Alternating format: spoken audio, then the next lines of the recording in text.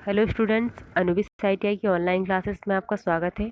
हमारा जो चैप्टर चल रहा था इलेक्ट्रिसिटी, उसमें हम नेक्स्ट टॉपिक डिस्कस करेंगे। हमारा नेक्स्ट टॉपिक है सेल। विद्युत सेल के बारे में यहाँ पर हमें बताया गया है।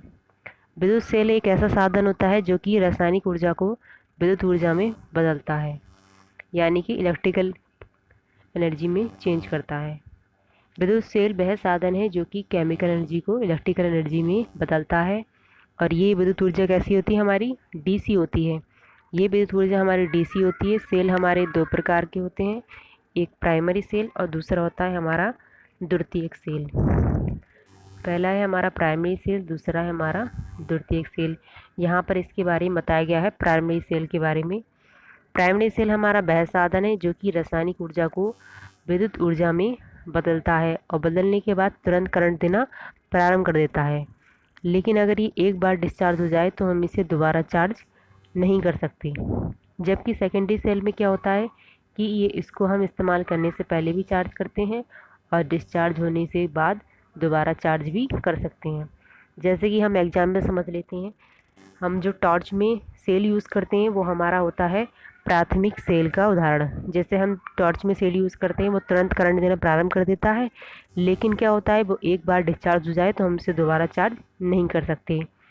जबकि सेकेंडरी सेल के लिए क्या होता है, हम जैसे बैटरी को यूज़ करते हैं, बैटरी को यूज़ करने से पहले चार्ज करना पड़ता है और डिस्चार्ज करने के बाद हम इसे दोबारा चार्ज भी कर सकते हैं। प्राइमरी सेल का उदाहरण होता है जैसे शुष्क सेल हो गया, और सेकेंडरी सेल का उदाहरण हो गया एसिड सेल। इस तरह से ये प्राइमरी सेल में क्या होता है कि हम इसे दोबारा चार्ज नहीं कर सकते, और सेकेंडरी सेल में दोबारा चार्ज हम कर सकते हैं डिस्चार्ज होने के बाद। ये इसमें अंतर होता है। नेक्स्ट है हमारा सेल को जोड़ना। सेल को हम निम्न प्रकार से जोड़ सकते हैं, सीरीज़ में, पैरेलल में, सीरीज़ और पैरेलल में। जैसे हमने संधारित्र को और प्रतिरोध को जोड़ा था, उसी तरह हम सेलों को भी जोड़ सकते हैं 3 प्रकार से। तो यहाँ पर हमें पहले दिखाया गया है सेल को श्रेणी क्रम में जोड़ना।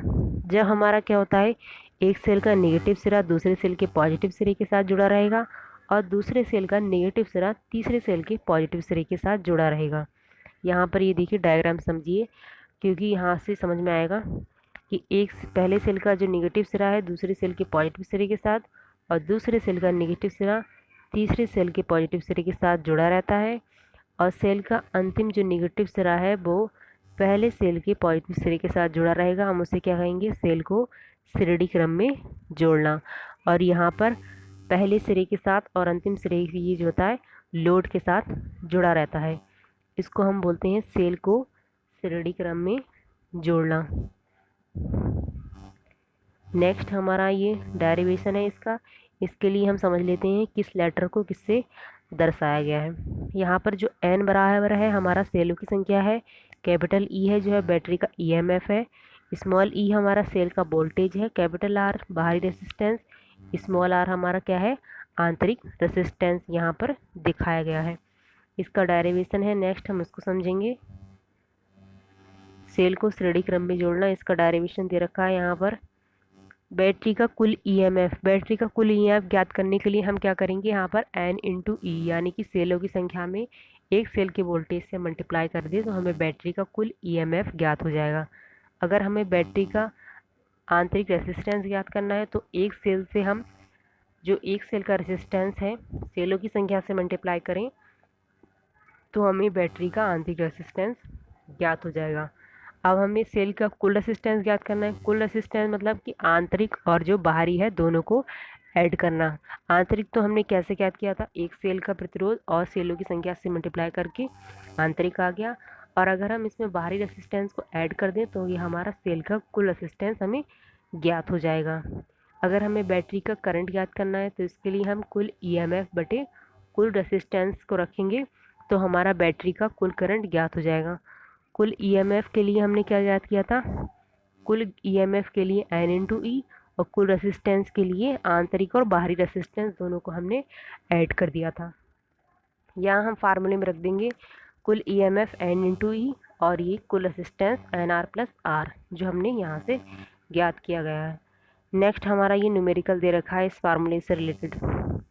इसमें कह रहे हैं कि 2 वोल्ट हैं तथा 0.12 ओम के आंतरिक प्रतिरोध वाले 20 सेल जो हैं श्रेणी क्रम में जोड़े गए हैं। 8 ओम का बाहरी प्रतिरोध है इसमें, तो करंट ज्ञात कीजिए। सेलों की संख्या हमारे 20 है, प्रत्येक सेल का वोल्टेज है 2 वोल्ट। बैटरी का कुल वोल्टेज है हमारा हो जाएगा N इंटू ई, यानी कि सेलों की संख्या गुणा एक सेल का वोल्टेज। और दे रखा है यहाँ पर एक सेल का आंतरिक रेजिस्टेंस 0.12 ओम। तो 0.12 ओम में हम जो सेलों की संख्या है उससे हम मल्टीप्लाई कर देंगे। सेलों की संख्या कितनी है हमारी 20 है, और 0.12 इसमें मल्टीप्लाई करके ये आ जाएगा सेल का आंतरिक रेजिस्टेंस। कुल रेजिस्टेंस ज्ञात करने के लिए हम क्या करते हैं, आंतरिक और बाहरी दोनों को ऐड कर देंगे। तो यहाँ पर ये आ गया 10.4 हमारा कुल रेजिस्टेंस। करंट के लिए वही फार्मूला, कुल ईएमएफ बटे कुल रेजिस्टेंस। कुल ईएमएफ हम कितना आ गया 40, कुल रेजिस्टेंस 10.4, दोनों को रख के हमारी धारा का मान हमें ज्ञात हो जाएगा।